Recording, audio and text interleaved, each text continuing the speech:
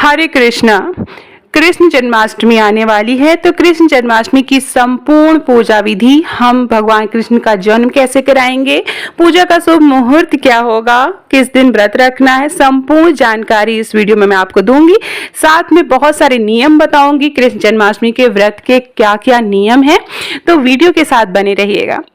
हिंदू धर्म शास्त्रों के अनुसार द्वापर युग में भाद्रपद माह के कृष्ण पक्ष की अष्टमी तिथि में बुधवार के दिन रोहिणी नक्षत्र में रात्रि 12 बजे मथुरा नगरी में भगवान विष्णु ने कारागार में वासुदेव जी की पत्नी देवकी के गर्भ से श्री कृष्ण के रूप में अवतार लिया था। इस दिन भगवान श्री कृष्ण की पूजा करने का विशेष महत्व है। बहुत से जन यह जो पर्व है कृष्ण भगवान के जन्मोत्सव के रूप में बनाया जाता है। 2025 में श्री कृष्ण जन्माष्टमी का जो पर्व है वो शनिवार 16 अगस्त के दिन मनाया जाएगा। भाद्रपद माह के शुक्ल पक्ष की अष्टमी तिथि की शुरुआत शुक्रवार 15 अगस्त को रात्रि 23:52 मतलब 11:52 पर होगी और शनिवार को 16 अगस्त को रात के 9:36 तक रहेगी। उदया तिथि के हिसाब से जो पर्व है कृष्ण जन्माष्टमी का वह 16 अगस्त को मनाया जाएगा। इस दिन भरणी नक्षत्र प्रातः 6:06 पर तक, तत्पश्चात कृतिका नक्षत्र रहेगा। प्रातः 7:21 तक वृद्धि योग, तत्पश्चात ध्रुव योग रहेगा। श्री कृष्ण जन्माष्टमी के दिन रात्रि में 12 बजे भगवान श्री कृष्ण का जन्म कराया जाता है। उसके बाद ही यह व्रत खोला जाता है। उस समय आप फलाहार कर सकते हैं। इसके लिए जन्माष्टमी की रात्रि में 12 बजे खीरे के 2 भाग में काटकर अलग किया जाता है और भगवान श्री कृष्ण का जन्म किया जाता है। जिस प्रकार जन्म के समय बच्चों को गर्भ नाल काटकर मां से अलग किया जाता है, इसी प्रकार खीरा जन्माष्टमी पूजन में जरूर रखा जाता है। जो पूजा का शुभ मुहूर्त है वह रात के 12:04 से लेके 12:47 के बीच में है। इस बीच में आप भगवान कृष्ण का जन्म कर सकते हैं। ज्योतिष गणना के अनुसार इस वर्ष 2025 में भगवान श्री कृष्ण का 5253वां जन्म का उत्सव मनाया जाएगा। जन्माष्टमी का व्रत अनंत गुना पुण्यदायक माना जाता है। शास्त्रों और हमारे धर्म के अनुसार एकादशी का व्रत जो रखते हैं वो हजारों लाखों उनके पाप नष्ट हो जाते हैं, लेकिन एक जन्माष्टमी का व्रत 1000 एकादशी व्रत के पुण्य के बराबर फल देता है। मान्यता है कि इस दिन जो भी सच्चे मन से भगवान श्री कृष्ण की पूजा करते हैं, जन्माष्टमी का व्रत रखते हैं, उन्हें इस संसार में किसी भी चीज का अभाव नहीं रहता है।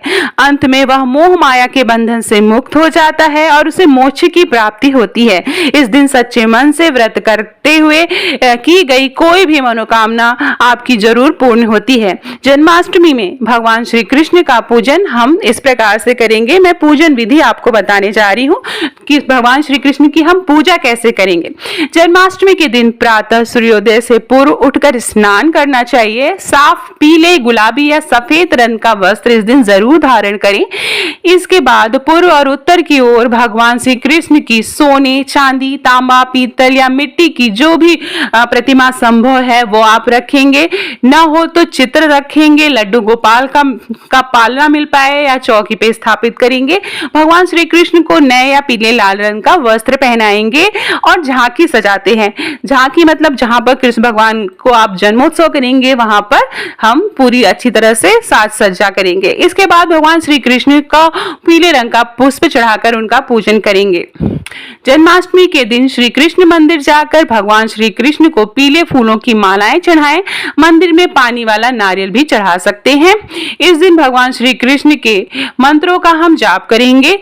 ओम नमो भगवते श्री गोविंदाय नमः, ओम नमो भगवते वासुदेवाय नमः श्री कृष्ण का मंत्र है, तो इन मंत्रों का आप जाप कर सकते हैं।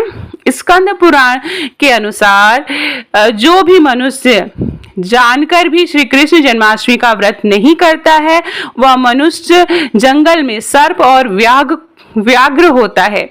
वृद्धि, रोगी या बच्चों को इसमें छूट दी जाती है। जो जिनको रोग हो या वृद्ध हैं या बच्चे हैं, इन्हें जन्माष्टमी का व्रत न करें तो कोई बात नहीं। मदन रथ में स्कंद पुराण का वचन है कि जो उत्तम पुरुष हैं वे निश्चित रूप से जन्माष्टमी व्रत को इस लोक में करते हैं। उनके पास सदैव स्थिर लक्ष्मी होती है। इस व्रत को करने इसके प्रभाव से उनके समस्त कार्य सिद्ध हो जाते हैं। ब्रह्म वैवर्त पुराण के अनुसार जो प्राणी श्री कृष्ण जन्माष्टमी का व्रत करता है वह 100 जन्मों के पापों से मुक्त हो जाता है। भविष्य पुराण के अनुसार जन्माष्टमी का व्रत अकाल मृत्यु नहीं होने देता। जो जन्माष्टमी का व्रत करते हैं उन्हें आरोग्य और दीर्घायु प्राप्त होती है। शास्त्रों के अनुसार एकादशी व्रत हजारों लाखों पाप नष्ट करने वाला अद्भुत ईश्वरीय वरदान है, लेकिन एक जन्माष्टमी का व्रत 1000 एकादशी व्रत रखने से पुण्य की बराबर प्राप्ति होती है। भगवान श्री कृष्ण की जन्म रात्रि में 12 बजे हुआ था, अतः 12 बजे के बाद श्री कृष्ण का जन्मोत्सव मनाया जाता है। पूरे विश्व में हिंदू धर्म के मानने वाले मंदिरों में एवं प्रतीक के रूप में घर पर श्री कृष्ण का खीरा काट कर जन्म कराते हैं। जन्म के समय उनका दूध, दही, शुद्ध जल से अभिषेक किया जाता है। जन्म के पश्चात भगवान श्री कृष्ण के बाल स्वरूप लड्डू गोपाल को पालने में झूला झुलाया जाता है। भगवान श्री कृष्ण को माखन मिश्री अत्यंत प्रिय थी। अपने बाल अवतार में कान्हा ने माखन के लिए बहुत गोपियों की मटकी फोड़ी थी, घरों में माखन चुराया था, इसलिए उन्हें माखन चोर भी कहा जाता है। अतः उन्हें माखन मिश्री का भोग अवश्य लगाएं। बहुत सी जगह पर धनिये की पंजीरी का भोग लगाया जाता है, पंचामृत भोग लगाया जाता है, लड्डू गोपाल को लड्डू भोग लगाया जाता है। जन्म के बाद प्रभु को पंचामृत में तुलसी डालकर भगवान श्री कृष्ण की पूजा बिना तुलसी के पूर्ण नहीं होती है, तो जो भी आप भोग लगाएं उसमें तुलसी दल जरूर डालें। माखन मिश्री, चावल या साबूदाने की खीर, पंजीरी, खीरा आदि का भोग लगाना चाहिए। इलायची, 5 फल, नारियल आदि भी अर्पित करें। श्री कृष्ण भगवान की आरती करेंगे और आरती के बाद प्रसाद बांटेंगे। श्री कृष्ण जन्माष्टमी की पूजा के दौरान भगवान के निकट एक बांसुरी रखना न भूलें, क्योंकि उसके बिना श्री कृष्ण का जो श्रृंगार है वह अधूरा माना जाता है। जो जातक जन्माष्टमी का व्रत रखते हैं वे दिन में फलाहार लेते हैं एवं रात में भगवान श्री कृष्ण के जन्म के बाद ही भोजन ग्रहण करते हैं। इस व्रत का कोई विशेष नियम तो नहीं है, परंतु बहुत से भक्तगण जन्माष्टमी के अगले दिन सूर्योदय के पश्चात ही अपना व्रत पूर्ण करते हैं। अगर कोई भक्त किसी कारणवश व्रत रखने में समर्थ नहीं है तो भी यदि वह पूरे मन से जन्माष्टमी को कान्हा की भक्ति करते हैं तो उन्हें द्वारिकाधीश की पूर्ण कृपा मिलती है। वैसे तो जन्माष्टमी का पर्व पूरे भारत में हर्षोल्लास से मनाया जाता है, लेकिन उत्तर भारत विशेषकर मथुरा, वृंदावन और गोकुल में इस पर्व की अलग ही धूम देखने को मिलती है। जन्माष्टमी के दिन यहाँ के मंदिरों में विशेष रूप से सजाया जाता है। यहाँ पर भगवान श्री कृष्ण का जन्मोत्सव देखते ही बनता है। इन आयोजनों से यहाँ पर विश्व के कोने कोने से भगवान श्री कृष्ण के भक्त आते हैं। महाराष्ट्र में भी विशेषकर से मुंबई और पुणे में जन्माष्टमी का पर्व अलग ही तरह से बनाया जाता है। वहां पर दही हांडी का उत्सव पूरे महाराष्ट्र में मनाया जाता है। यहाँ पर ऊंची ऊंची दही हांडियों को फोड़ने के लिए, आकर्षक इनाम जीतने के लिए गोविंदाओं की टोली चलती है और वे इस तरह से उत्सव मनाते हैं। इसमें लड़के लड़कियों का समूह एक के ऊपर एक चढ़कर हांडियों को फोड़ने के लिए पिरामिड बनाते हैं और ऊपर चढ़कर दही हांडी फोड़ते हैं का सौभाग्य प्राप्त करते हैं।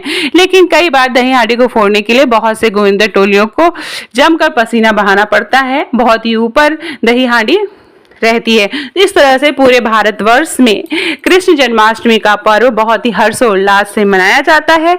तो जो